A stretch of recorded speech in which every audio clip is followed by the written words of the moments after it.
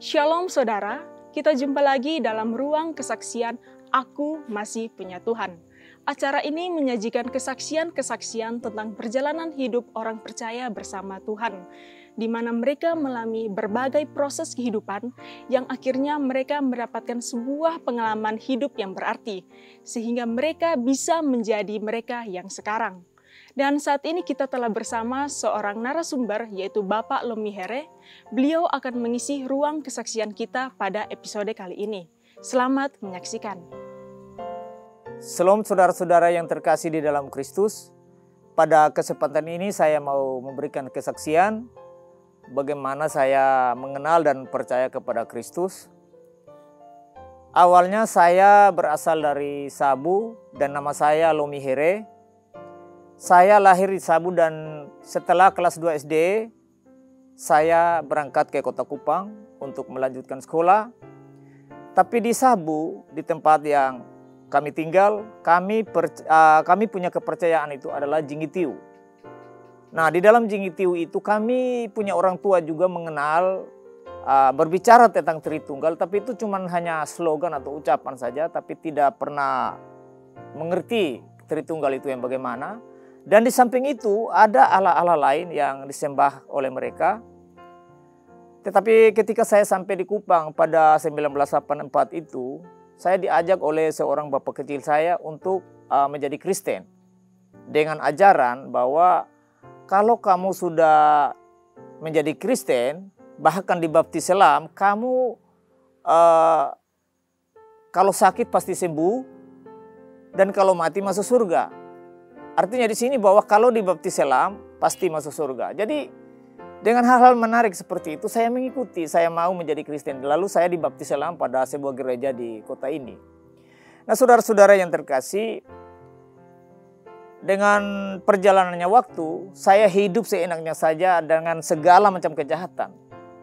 Tetapi pada suatu ketika saya waktu pulang dari tempat mabuk dengan teman-teman, saya ditegur atau dipanggil oleh kakak saya, namanya Om Nathan Hela, mungkin beliau ada di gereja ini.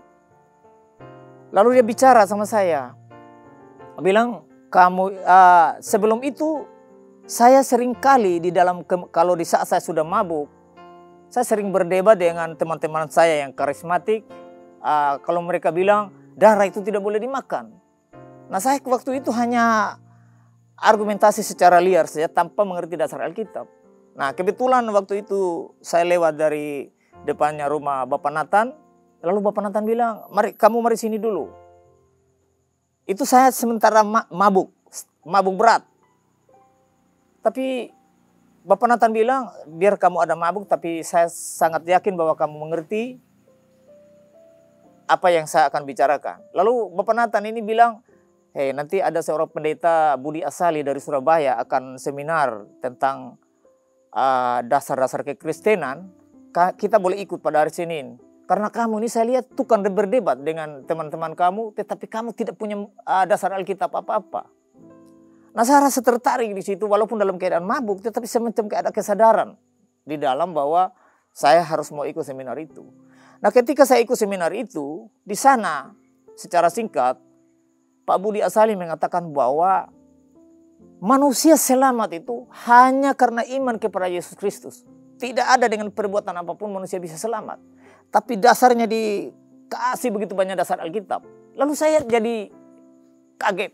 Karena selama ini diajar oleh pendeta-pendeta yang saya pergi ke gereja selama 1984 sampai 2008 kemarin. Justru di gereja itu mengajar bahwa perbuatan baik tambah iman menyelamatkan. Tapi Pak Budi bilang hanya iman saja. Tetapi ada dasar Alkitab. Sampai di rumah saya jadi beban pikiran, kok bagaimana pendeta ini, kok bilang hanya iman saja selamat. Sedangkan diajar oleh pendeta-pendeta yang lain, iman tanpa perbuatan. Itu jadi beban pikiran buat saya. Tapi setelah itu saudara-saudara, ketika kami seminar 3 hari, kami dapatlah bahan dasar-dasar kekristenan itu, lalu saya belajar. Benar-benar bahwa memang hanya iman saja yang menyelamatkan. Nah saudara, dari situ Tuhan perbaharui saya dengan luar biasa. Akhirnya dari semua kejahatan itu saya kurangi. Saya bilang tidak berhenti. Karena sampai hari ini juga saya masih berdosa. Tetapi ada perubahan ke hal positif dari hari ke hari. Setelah itu. Dan saya sudah yakin 100% bahwa kalau kapan saya mati, pasti saya selamat dan masuk surga. Karena saya sudah percaya sungguh-sungguh kepada Kristus sebagai Tuhan dan Juru Selamat. Nah saudara-saudara, dengan itu ada satu dorongan yang sangat kuat dari dalam hati bahwa saya sudah yakin selamat. Bagaimana dengan ayah saya yang masih ada di kampung? Nah saudara-saudara, lalu akhirnya saya berinisiatif mau berangkat menginjili beliau di kampung. Akhirnya saya berangkat. Nah, kisah bagaimana saya menginjili orang tua saya atau ayah saya, nanti kita lanjutkan pada episode berikut karena waktu tidak cukup untuk kita saat ini. Seperti itu, shalom. Semoga kesaksian kali ini dapat memberkati kita dan menjadi inspirasi yang menguatkan iman kita bahwa sampai hari ini masih ada Tuhan yang memberkati dan menolong kita. Sampai jumpa di episode berikutnya. Tuhan Yesus memberkati. Shalom.